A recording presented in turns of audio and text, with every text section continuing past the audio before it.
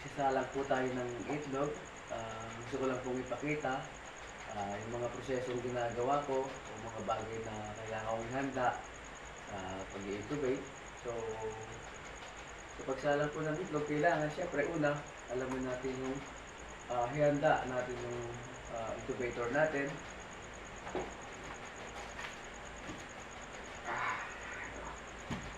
Check po natin kung nasa tamang kondisyon, yung wiring sa loob, mga connection po, kung may mga naglulus. Saka importante po na-check kasi baka po may grounded o mag-restart, madali lang kung masunog itong kaha niya. So, muna, okay, sa loob. Tapos pangalawa sa flag. Okay. Yan. Pagkatapos po natin i-test, siyempre sa incubate, pag-incubate, kailangan ihanda natin ang mga itlog. Yan.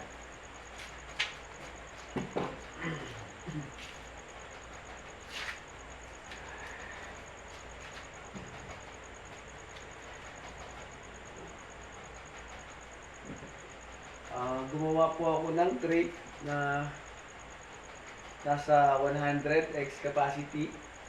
So, dalawa po yan. Bawat isa pong box nito, ang laman 25 o nasa 28 pieces. So, dalawa siya, 4 times 28, so nasa 100 plus, 100, almost 120 or 116 pieces ng egg ang pwede ng kayaning ilaman. Gumawa din po tayo ng improvised na lalagyanan ng tubig at in case na makapisa at malaglag o may mahulog sa mga sisiw, hindi po siya malulunod sa tubig. Ayan. Ito po na isasalang natin, kailangan punasan po natin siya ng malinis na basahan para po kailangan malinis po silang isasalang sa incubator. Ayan.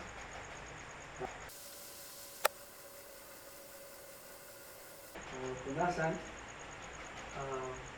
isasalang na po natin siya sa incubator. Bali, after nun, mag-i-hintay po tayo ng ilang days bago sila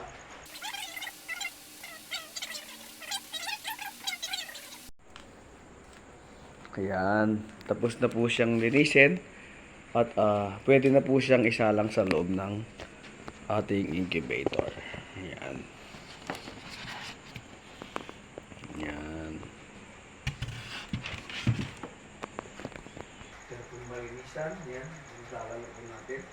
So, yung tubig po niya, so mga ilang araw po siguro, 1 day or 2 days, so kaya mas maganda kung pag malapit na po siyang mapisa, doon natin siyang ilalagay.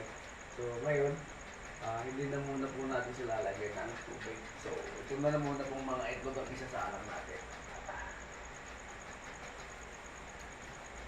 Yan.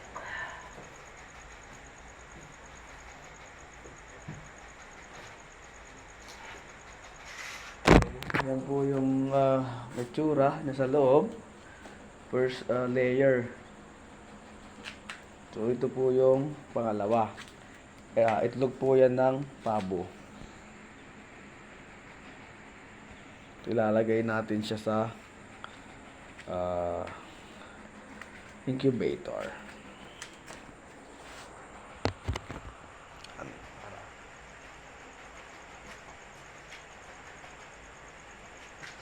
So, 4 na box ito. Isang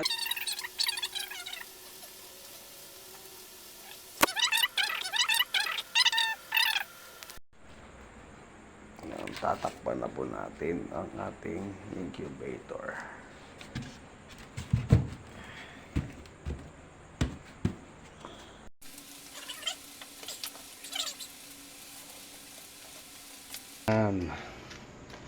Meron po tayong sinet na